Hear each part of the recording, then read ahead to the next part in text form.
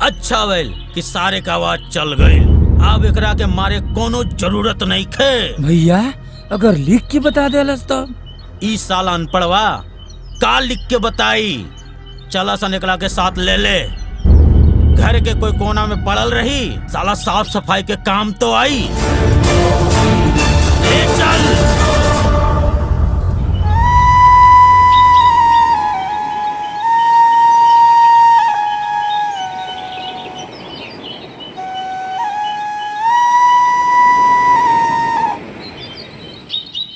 अच्छा बजा लेला बांसुरी।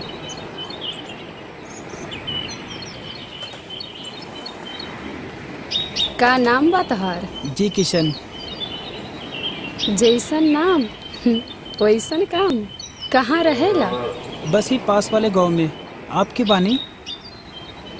ना जाने काहे ई सास सुन के हमार कदम रुक जाला।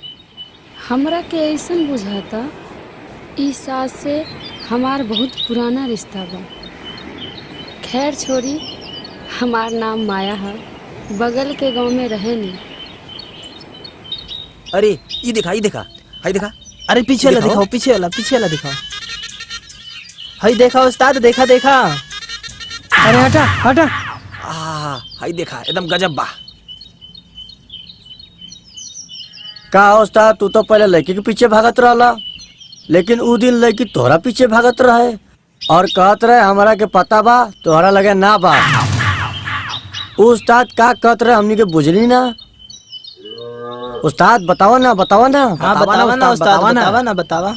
दुई बिलारी के झगड़ा में बानर मजा ले लेला, लेकिन हमरा के मजा ना सजा मिलल।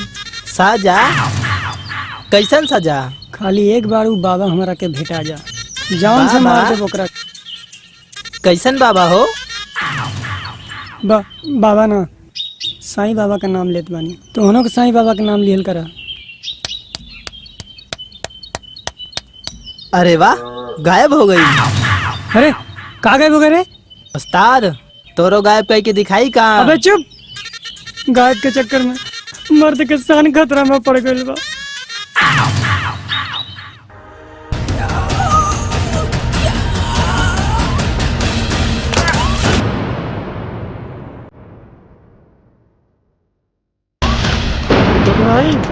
चौधराइन कहाँ भाई? चौधराइन कहाँ भाई? चौधराइन कुछ तो बोला न। 20 साल हो गए तोहरा के खामोश भइले। कितना खुशहाल जिंदगी रहे। दू गो बच्चा के जन्म दियालू, एक लड़का और एक लड़की। लड़का तो हमनी के नजर के सामने बा, पढ़ लिख के कुबार हो गइल बा, और लड़की ना जाने वो कहाँ हुई, कौना हाल में हुई। यह गम हमरा के दिन रात सतावेला, और तुम्हारा खामोशी के कारण भी यह बा। चौधराइन होश में आवा, चौधराइन होश में आवा। हमरा जिंदगी के फिर से खुशहाल बना दो चौधराइन। होश में आवा चौधराइन, होश में।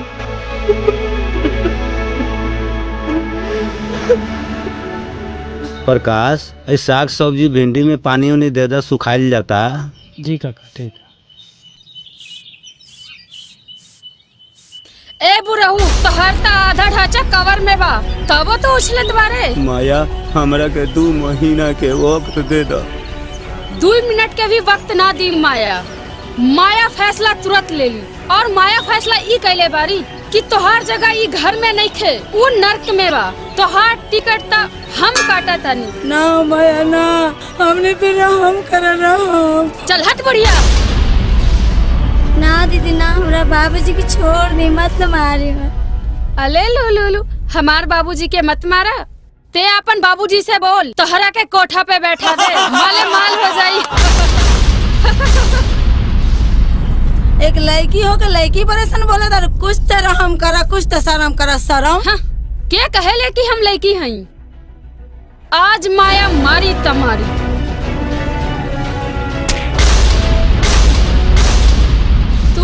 तू कहाँ से आ गई?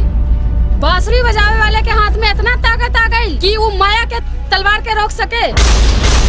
बाबूजी तोरा के कुछ बोलते ना बाबूजी? ना बेटा हम ठीक बनी।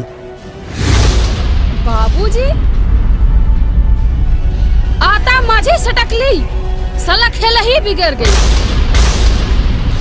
ठीक बा माया, हम कर्जदार बानी, लेकिन एक मतलब ये थोड़ी ना बात तू हमारे बाबूजी के जान से मार देबू, केहू के घर उजाड़ देबू। अरे जबन काम प्यार से हो जाला ना, वो कम हथियार से ना होला। प्यार करी की सीखी मेम साहब, प्यार करी की सीखी। अरे तहरा बेटा हम पहले ही मर चुकल बा। तहारी बात सुन के माया तहार दीवानी हो गई।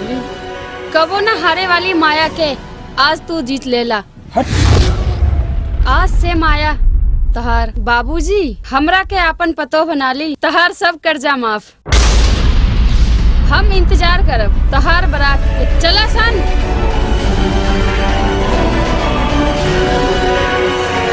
दोस्तों आज फैसला होके रही कि वो हमरा से प्यार करेला कि ना करेला। अरे ऊ के करा खातिर मरत आड़ू? का बताई तोहनी के हमार दिल के चैन और रात की नींद उड़ा दे लेबा। अरे नाम तो बताओ। केहू तो जाके बुला के ले आवा जेकरा खातिर हम अपनी जान देत पानी। उगरा के आखिरी बार देख तले हमरी आत्मा की शांति मिल जाई। केहू तो जाके बुला के ले आवा। अरे नाम तो बताओ।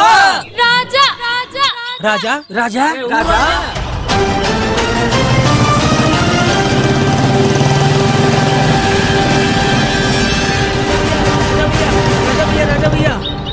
राजा भैया रानी ना छत पर से कूद के जान दे दिया। वो काहे? कहती अनु राजा से हम बहुत प्यार करेनी। राजा आज हाँ ना बोलवा तो हम कूद के जान दे दे। अरे यार ये लड़की हमरा के फंसवा के छोड़ी। चला हम कूदे जात पानी। अरे रुक जा रानी रुक जा। हम अपनी जान देत पानी। हमार दिल के चैन और रात की नींद उड़ा दे लेबा। अरे महारानी नीचे आजा नीचे। तू कोना 16 फिल्म के धर्मेंद्र ना बना। नीचे आवा ना। जब ने तू हाँ ना बोलवा हम नीचे ना आ सके नी। अरे राजा भाई हाँ बोल दा, न तो खून के इल्जाम तोरे का पार पा जाई। कॉलेज भी बंद हो जाई। हाँ बोल दा। बोल दा। अरे राजा हाँ बोल दा, रानी जान दे गई। अरे वो पीरू बसंती की फंसौली। ई रानी राजा के फंसावत बिया। कैसे हाँ बोल दे ही। हमार दिल के चैन और रात की नींद उड़ा दे लेबा। हम कूदे जात पानी। हम नीचे ना आ सके। अरे बेटा हाँ बोल दो, हाँ बोल दो बेटा, हाँ बोल दो। कुछ ऊंच नीच कह दी ना तो हमार कॉलेज बंद हो जाई। कैसे हाँ बोल दे ही? ना ना सर ये ऐसे ना मानी। हम कूदे जात पानी। रुक जा रानी रुक जा। हाँ बोल दो बेटा, हाँ बोल दो। सर कैसे हाँ बोले? हाँ ना बोलबो तो कॉलेज से निकाल दे। ना सर एकरा सामने गिड़गिड़ाइले कोनो जरूरत नहीं खे। एकरा के प्यार के मतलब नहीं खे पता बा। हम कूदत बानी। अरे राजा तू ना हाँ बोलबा तो हम हाँ बोल दी। एकरा साथे सुहाग रात मनौले में बड़ा मजा आई। कबो ऊ ऊपर कबो हम ऊपर, कबो ऊ नीचे कबो हम नीचे। अबे चुप। नीचे आवा रानी, नीचे आवा। रानी नीचे। ऐसे ना पहले एकरा से कहा ये हमरा के सबके सामने आई लव यू बोले तब हम मानव, ना तो हम कूदे जात बानी। बोल दा आई लव यू बोल दा। आई लव यू का कहला? हम सुननी ना। जरा जोर से बोला। I love you. तनी ऊंचा बोला। I love you I love you I love you I love you. अच्छा मरल कैंसिल। हम नीचे आवत बानी।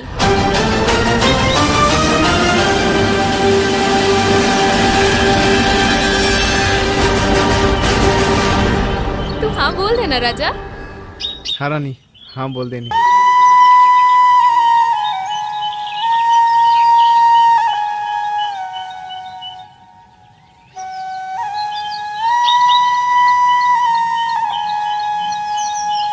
किशन जब तू ई धुन बजावेला ना तो हमरा दिल में हलचल होखे लागेला। ई धुन सुनते ही हम तहरा तरफ खींचल चलावेनी। हमरा के ऐसन लागत बा कि ई धुन से हमार कोनो पुराना रिश्ता बा। माया,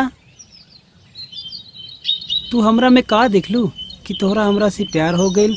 ऐसन का बा हमरा में? माया के हिलावे वाला आज तक केहू ऐसा ना मिलल रहे, लेकिन जब से तू हमरा के मिलल बारा हमार दुनिया ही बदल गई और हम तोहार दीवानी हो गई। अच्छा तू ही बतावा, तू ही गुंडागर्दी वाला काम में कैसे पड़ गेलू? हमरा के पैदा होते ही कुछ दिन बाद हमार माई के कोनो चौधरी नाम के आदमी जान से मार दे। यही खातिर हमार बाबूजी हमरा के लड़की जैसन ना लड़का जैसन फौलादी बनीले बारे। बहुत खूब माया, बहुत खूब। तू हमार प्यार के मजाक उड़ा रहल बारा? अरे ना ना, हम तो मजाक करते रहे नहीं, सच पूछा था। हमरा दिल में भी तोहरा खातिर प्यार के तरंग उठे लागल बा। साचो? अरे वो देखा, हम तोहरा खातिर कुछ लेके आवत बानी। अरे नहीं नहीं, तू बैठ के बांसुरी बजावा, हम कुछ लेके आवत। अच्छा ठीक बा।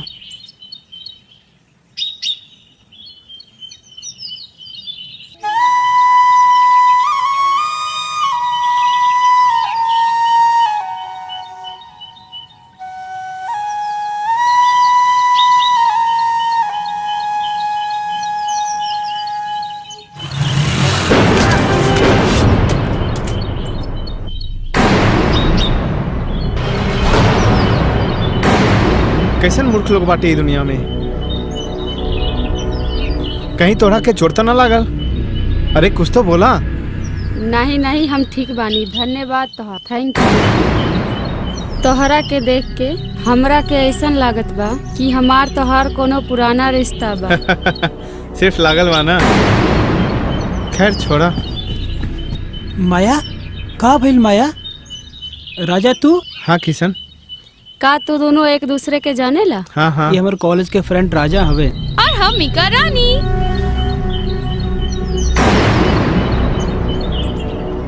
अच्छा किशन, हम जल्दी में बानी, फिर मिलल जाए तो बात कर जाए। Bye bye bye by.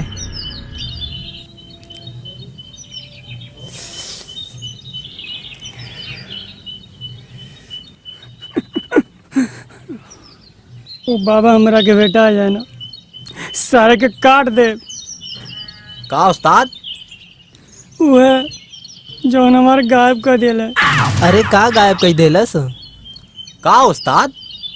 इतना सा रहनी जब हम तो हमारा अरमान रहे, हम तो लुट गए नहीं, बर्बाद हो गए नहीं, कहाँ जाए? अब हम बाप ना बन सकेला। का? अरे मितवा सब गायब हो गई।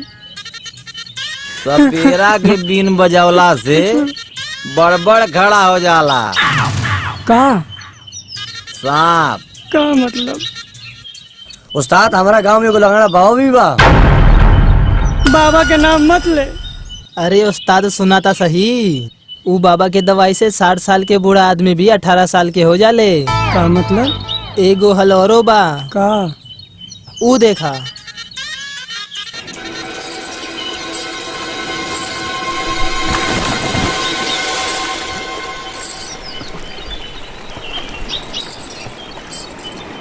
वो हमारा कौना काम के?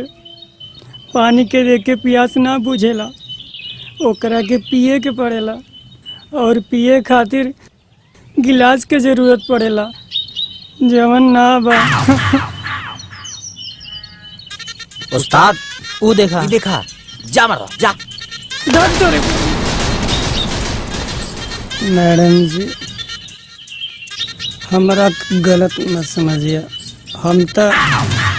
अरे का भाई, हम सब ठीक कह दे। मैडम जी औरत के जिंदगी में 3 गो चीज की जरूरत होला, एगो अन्न, एगो धन और एगो सौतन। सौतन के छोड़ राजा, है ने आवा।